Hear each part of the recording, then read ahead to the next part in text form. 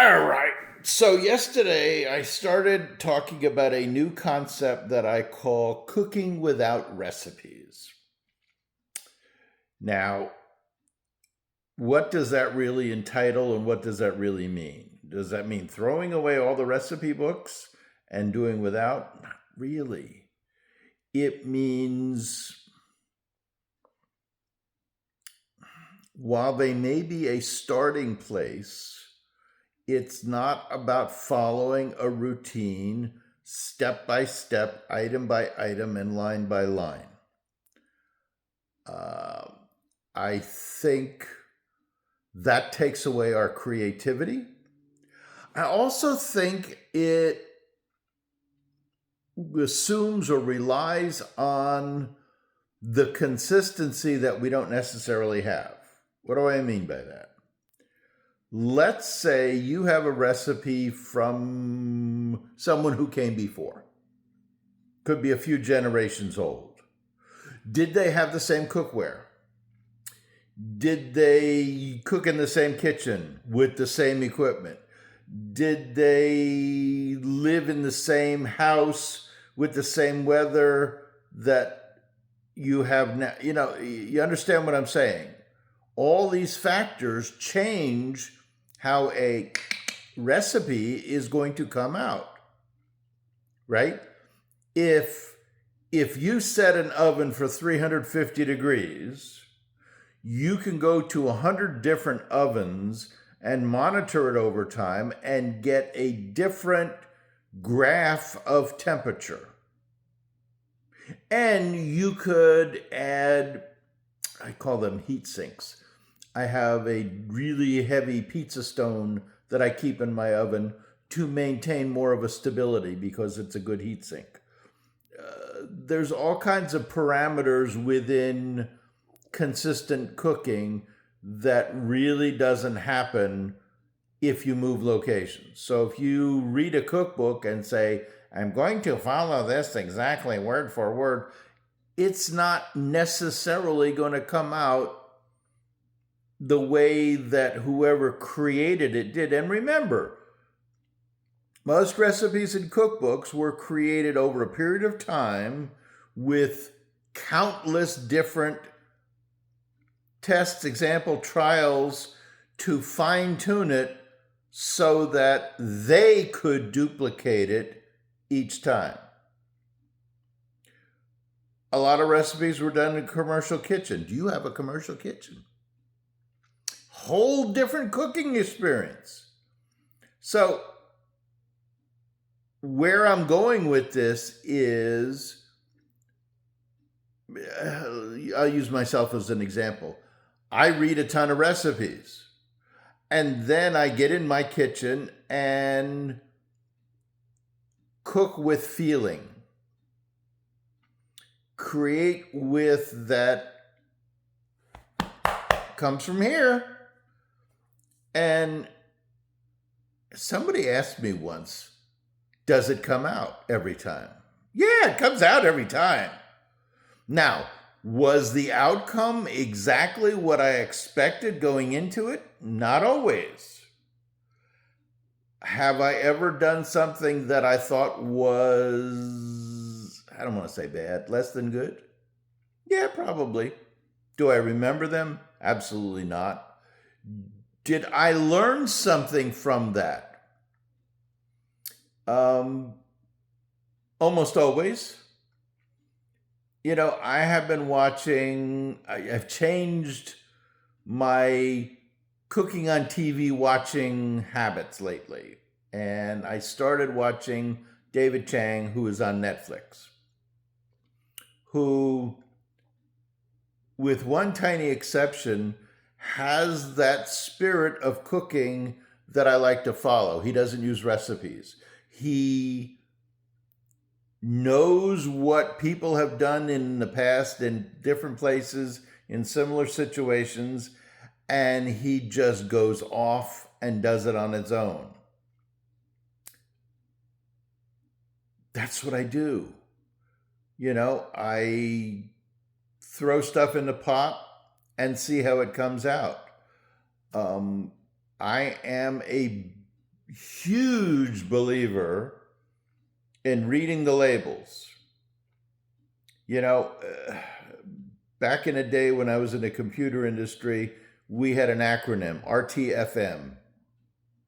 Read the effing manual. And nowadays it is RTFL. Read the effing label.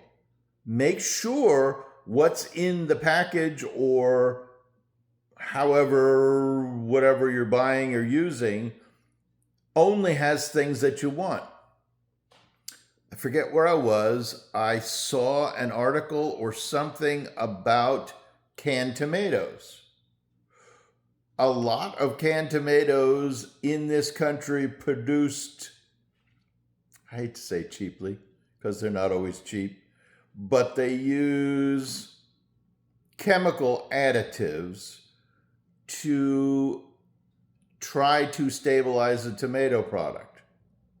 I, generally speaking, don't buy tomato stuff from this country. I buy Italian tomatoes. I can go to a number of markets around and buy Cento that says from Italy.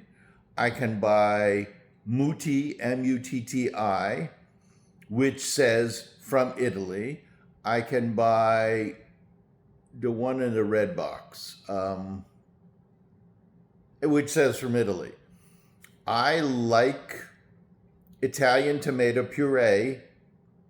I also buy from Cento their whole San Marzano tomatoes that are certified to be grown in the area near Naples, which really makes them genuine San Marzano. I can buy the organic ones a lot of the time when I go to the commissary.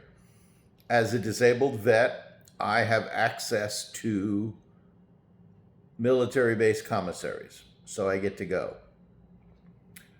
I'm trying not to get too far off track talking about this stuff. I buy products that are pasture raised, that are ideally grown the way they used to be grown. In my area, we have Sprouts Markets. They carry pork from Canada, and I can buy ribs that actually have meat on the bone. What a concept! And it's good tasting, and it's field raised, pasture raised. I used to like Whole Foods, but if you know what a shiner is when we're talking about ribs, it's when you see more bones sticking out than you see meat. I don't like that. I think it's cheating. And Sprouts gives you a nice even layer of meat on your ribs, and they taste good. I bought a package of baby backs the other day, and I make my own spice blends and marinades. I don't necessarily like buying somebody else's. Not that it's bad, but because I don't know what they put in the package. So I mix my own stuff. Again, I don't follow a recipe. I have a number of different recipes as a guideline.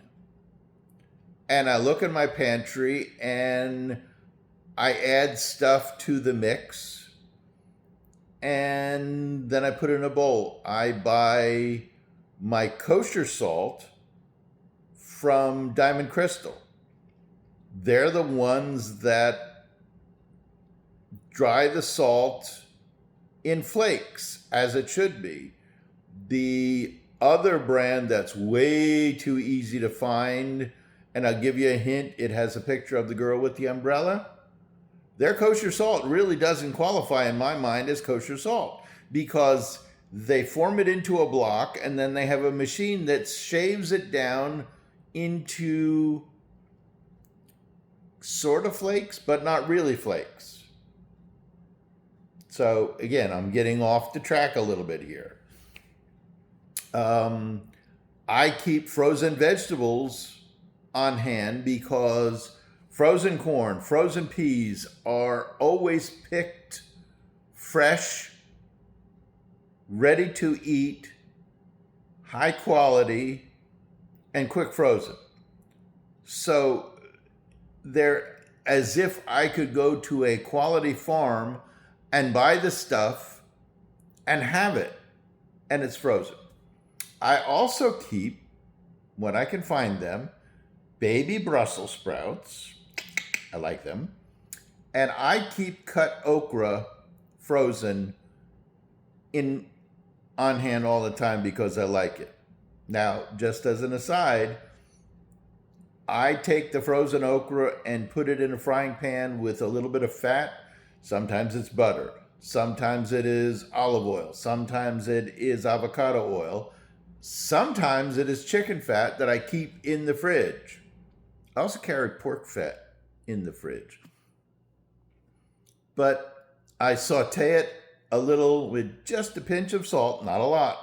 I have cut down on the amount of sodium in my cooking so that it is just enough, but not the restaurant level of seasoning that I used to do, because I was getting puffy feet. So cooking without recipes doesn't mean you don't have someplace to go. It means you take the starting stuff and you get it away from you and you get in the kitchen and you cook. You know where you started. You know where you're going. When I make dough for pizzas, I measure somewhere around a cup of alkaline water. I don't heat it anymore. I put it in a bowl with around a tablespoon to a tablespoon and a half of yeast. I buy my yeast again from Italy.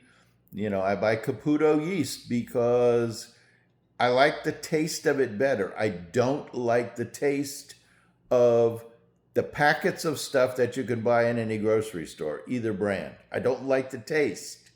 It doesn't taste good to me.